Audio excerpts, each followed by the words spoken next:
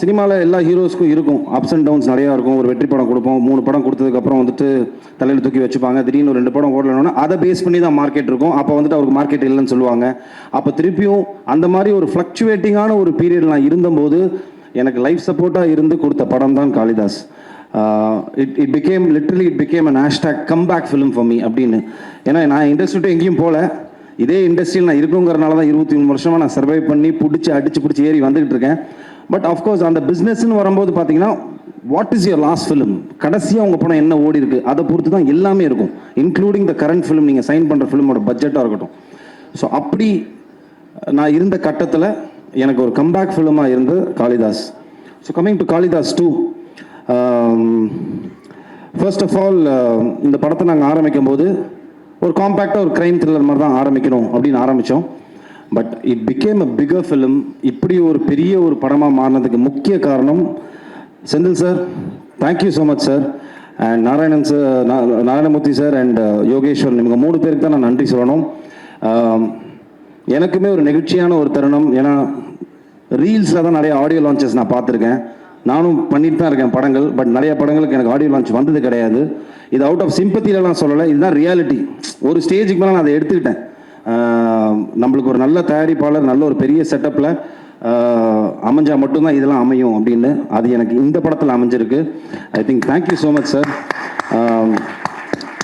ரொம்ப பிஸ்னஸ் ரீதியாக பார்த்து பண்ணுற ஒரு ஒரு ப்ரொடக்ஷன் ஒரு சைடு இருந்தாலும், இந்த கதைக்கு என்ன வேணும், இந்த கதையில் யாரெல்லாம் இருந்தால் நல்லாயிருக்கும், இன்னும் பெரிய பெரிய ஆட்கள் இருந்தால் இன்னும் பெட்டராக இருக்குமா, அந்த கதையை மட்டுமே நம்பி, இந்த கருவை மட்டுமே நம்பி இவங்க 2 பேர் உள்ளே வந்து இந்த படத்தை தயாரிச்சிருக்காங்க. தயாரித்தது மட்டும் இல்லாமல் இந்த கதைக்கு என்ன வேணும் அதோட மேலே கொடுத்து இந்த படத்தை வந்துட்டு இந்த லெவலுக்கு ஒரு பிரம்மாண்டமான படமாக, எனக்கு இது பெரிய பிரம்மாண்டமான படம்.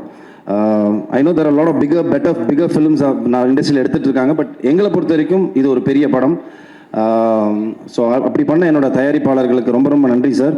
அண்ட் இது என் படத்துக்காக நான் சொல்லலை, பிகாஸ் நிறைய ப்ரொடியூசர்ஸ் இங்கே ப்ளஸ் பண்ணும்போது சொன்னாங்க, பரத்துக்கு வந்துட்டு இது ஒரு திருப்பியும் ஒரு நல்ல ஒரு ஃபிலிமாக இருக்கணும், அவர் டெலிவர் பண்ண வேண்டிய டைமில் இருக்காருன்னு. அது இந்த படமாக இருக்கும், அது எனக்கு நம்பிக்கை இருக்குது. வை? பிகாஸ் கிரைம் த்ரில்லர்ஸ்க்கு என்றைக்குமே ஒரு மவுஸ் இருக்குது. You can definitely do a binge watch. ஓடிடியில் வந்தாலும் இல்லைன்னா தேட்டரில் பார்க்கும்போது உங்களை எந்த இடத்துலையும் நவர விடாத ஒரு ஸ்க்ரீன் பிளேயில் நீங்கள் நூல் பிடிச்சி எடுத்துகிட்டு போயிட்டீங்கன்னா that film will have that flavour. அது இந்த படத்தில் நிறையாவே இருக்குது. அண்ட் நிறைய பார்த்த நிறைய டைரக்டர்ஸ் எனக்கு அவங்க சொன்ன, ரஞ்சித் சார் சொன்னதாக இருக்கட்டும், இல்லைனா பாண்டியராஜன் சார், நிறைய டைரக்டர்ஸ் சொன்னது வந்துட்டு எனக்கு ரொம்ப சந்தோஷமாக இருந்தது. என்னென்னா ஒரு கிரைம் த்ரில்லர் ட்விஸ்ட் இருக்கலாம், பட் ட்விஸ்ட்டுக்குள்ளேயே ஒரு படம் இருந்தால் அப்படிங்கிற ஒரு பியோர் கிரெடிட் வந்துட்டு ஐ திங்க் செந்தில் சாருக்கும் அரவிந்த், அவரோட அசிஸ்டன்ட் அரவிந்த், அவருக்கு தான் போகணும். பிகாஸ் தட் இஸ் இந்த படத்தில் அந்த ஃப்ளேவர் இருக்குது. This is definitely not a regular crime thriller film, it is an emotional drama.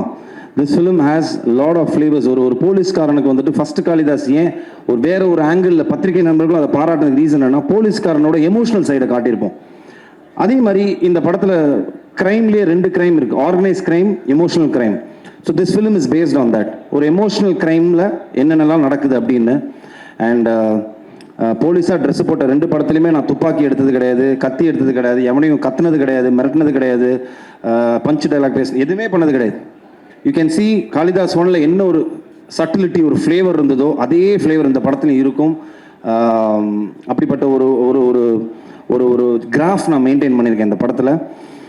And coming to my beautiful team, Ajay நீங்கள் எல்லாத்தையும் சொல்லிட்டீங்க.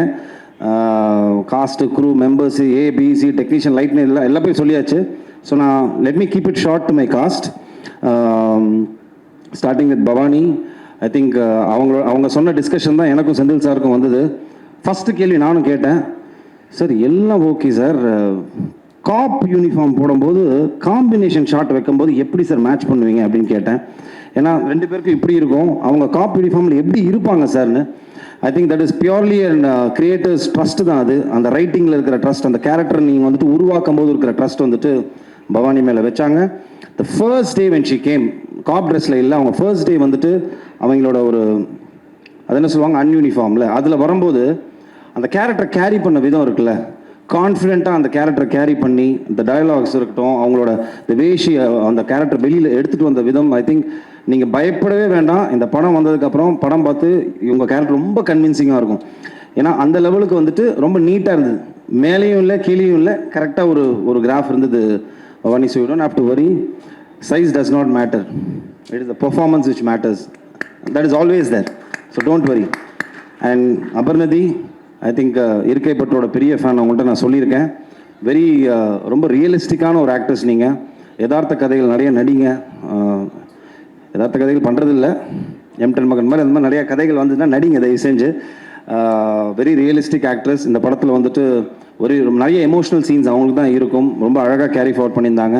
ஐ திங்க் அவங்களோட பேர் அவங்களும் வந்து ரொம்ப சூப்பராக பண்ணியிருந்தாங்க ப்ரோ, சூப்பராக பண்ணியிருந்தீங்க ப்ரோ. அண்ட் சங்கீதா மேம், இப்போ நான் சொல்லணும், சின்ன வயசுல நான் உங்களை பார்த்து வளர்ந்துருக்கேன் மேம் அப்படின்னு நம்மளுக்குள்ளேயே ஒருத்தர் வந்துட்டு போட்டி போட்டு உள்ளே தள்ளிக்கணும். ஸோ அந்த லெவலுக்கு welcome back to the industry. நீங்கள் ஒரே வருத்தம், அவங்க கிக்கி சொன்ன மாதிரி நீ ஏன் நிறையா படங்கள் பண்ணலைன்னு. அவ்வளோ ஒரு ஏஸ்தட்டிக்கான ஆக்டிங் மேம். நீங்கள் நடிக்கிறதே தெரியல. And I'm big fan of people who act like that. நம்ம நடிக்கிறதே தெரியாமல் ஒரு நடிப்பு இருக்குல்ல, அது வந்துட்டு எல்லாருக்கும் வராது. It just comes from the heart. அது நம்ம ஃபீல் பண்ணி நடிக்கணும். So you are one that particular type. So அதனால் it was pleasure working with you ma'am, for me pleasure working with you.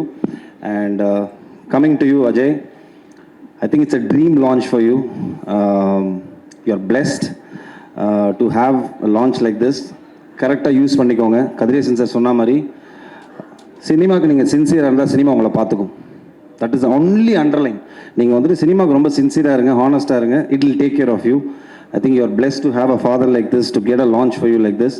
So அதை கரெக்டாக யூஸ் பண்ணிக்கோங்க. ரொம்ப அழகாக உங்களை வந்துட்டு இந்த படத்தில் அவர் யூஸ் பண்ணியிருப்பார். படம் பார்க்கும்போது ஆடியன்ஸ்க்கு வந்துட்டு உங்கள் கேரக்டர் தான் நவுத்திட்டு போகும், வாட்ஸ் நெக்ஸ்ட்டுங்கிற ஃபேக்டரை அது ரொம்ப அழகாக பண்ணியிருந்தீங்க. ஸோ இதையே அப்படியே மெயின்டைன் பண்ணி அடுத்துன்னு சொல்லிட்டு கண்டிப்பாக போக மனமார்ந்த வாழ்த்துக்கள். My true blessings for you. And of course technicians எல்லாரையும் சொல்லிட்டாங்க. I just want to Sam sir, படத்தோட மிகப்பெரிய பலமே நீங்கள் தான் சார். அண்ட் உங்களோட ஐ டோன்ட் நோ, அது எனக்கே ரொம்ப வியப்பாக இருக்குது, எப்படி அந்த ரீரெக்கார்டிங் சென்ஸ் உங்களுக்கு எப்படி வருது. ஏன்னா ஒரு ஃப்ரேமில் நாங்கள் பார்க்கும்போதும் ஒரு த்ரில்லருக்கு ரொம்ப முக்கியமான விஷயமே வந்துட்டு how musically you connected for the particular scene. ஏன்னா சம்டைம்ஸ் அந்த சீன் ரொம்ப பேடாக இருக்கும், ஆனால் அது மியூசிக்கில் கனெக்ட் ஆகும்போது வந்துட்டு ஆடியன்ஸ்க்கு அந்த லேக் தெரியாமல் எடுத்துகிட்டு போகிறதுக்கு ஒரு மியூசிக் டைரக்டரோட பங்கு பயங்கரமாக இருக்கும். And thank you so much sir. இந்த படத்தில் வந்துட்டு I think one of the well spoken பேச்சு பொருளாக மாறப்போகிறது உங்களோட ஆர்ஆர் தான் இருக்கும். அது டீசரே வந்துட்டு ஆக்சுவலாக பார்த்தீங்கன்னா அதுக்கு ஒரு மிகப்பெரிய ஆதாரம். ஏன்னா டீசர் வந்தபோது எங்கள் எல்லாரையும் விட்டாங்க, நானும் நடிச்சிருக்கேன்ப்பா எல்லா இடத்துலையும், அப்படிலாம் இல்லை. இப்போ 2 தான் நடந்தது. ஒன்றுப்பா சாம் சிஎஸோட ஆர்ஆர் பயங்கரமாக இருக்குது, அதே மாதிரி சுரேஷ் எங்களோட கேமராமேன் டிஓபி பயங்கரமாக இருக்குன்னு. ஸோ அந்த 2 விஷயம் ரொம்ப படத்துக்கு ரொம்ப முக்கியம். ஒரு க்ரைம் த்ரில்லருக்கு, எஸ்பெஷலி எனி ஃபிலிமுக்கு அது ரொம்ப முக்கியம், பட் க்ரைம் த்ரில்லருக்கு அது கூடுதலாக முக்கியமாக இருக்குது. அண்ட் சுரேஷ் பாலா, நான் அவரோட பண்ணுற 3வது படம் இது. காளிதாஸ் 1 பண்ணோம், அதுக்கப்புறம் மிரல் பண்ணோம், அண்ட் இது 3வது படம். எப்படி சொல்கிறது, ஒரு பயங்கர ஸ்மார்ட் டெக்னீஷியன் அவர். குவிக்காக நம்மளுக்கு இவ்வளோ தான் பட்ஜெட் இருக்குது, இவ்வளோ தான் நம்பர் ஆஃப் டேஸ் இருக்குது அப்படின்னு ஒரு டேரக்டருக்கு ஒரு ரெஸ்ட்ரிக்ஷன் இருக்கும்போது, அதுக்கு ஒரு சினிமாட்டோகிராஃபர் எப்படி ஹரி சாருக்கு பிரியன் சார் இருந்தாரோ, நான் சேவல் ஒர்க் பண்ணும்போது ஹேண்ட் இன் ஹேண்டாக இருப்பாங்க 2 பேரும், அவங்களுக்கு க்ளீனாக தெரியும். ஸோ அப்படிப்பட்ட ஒரு டெக்னீஷியன் தான் சுரேஷ் பாலா. ஷார்ட்டரில் ஒர்க்கில் இருந்தாலும் பெட்டர் குவாலிட்டி கொடுக்கக்கூடிய ஒரு மிகப்பெரிய டெக்னீஷியன். ஸோ சார் தைரியமாக இருங்க, நீங்கள் எமோஷனாக வேண்டிய அவசியம்லாம் கிடையாது.